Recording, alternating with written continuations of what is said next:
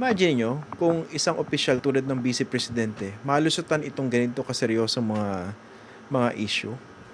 Ano pa? 'Di ba? Sinasabi syempre na iba, mahirap tumaya sa impeachment kung hindi naman magkakaroon ng conviction sa Senado. Hindi naman talaga ganun kasigurado to begin with So, pag ganyan,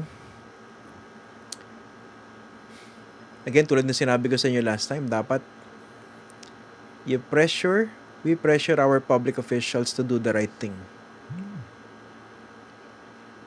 It's all about doing the right thing. Kasi kung oras ang pinag-uusapan, kasama rin po sa responsibilidad at mandato ng mga miyembro ng Kongreso, both the Senate and the House, na paganahin yung impeachment proceeding. Kung may magsampa at ma-impeach nga sa House, syempre yung trial pupunta naman po doon sa Senado. Responsibilidad po nila yan. Ayan. Pero alam nyo, reality kasi yan ng ating Philippine politics Wala ba kayo napapansin? Maski yung mga dating, may ilang mga kritiko yung mga Duterte. Kung napapansin nyo, tahimik.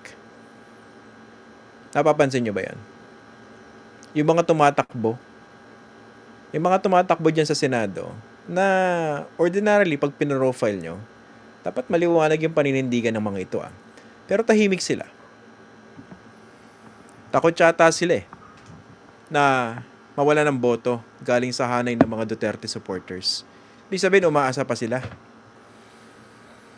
Anong tawag doon? Diba? Naalala niyo mga previous discussions natin. The only thing constant in politics is expediency.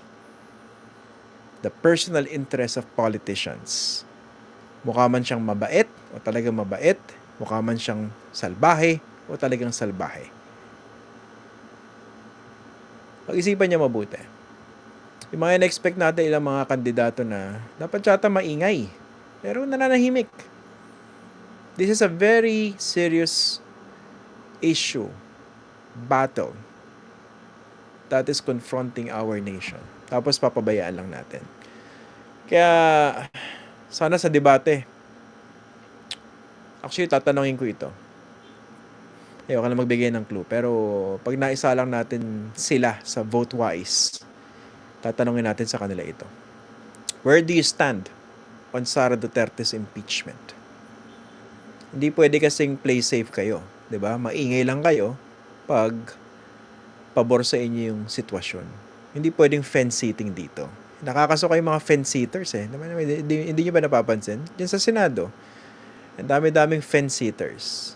Siyempre, nandun yung mga talagang loyal kay Sara Duterte, iba naman loyal kay Bongbong Marcos sa ngayon, pero karamihan dyan loyal sa kanilang interest. Sana lang magkaroon ng maliwanag na panindigan at pagtindig yung ilang mga nakikita natin.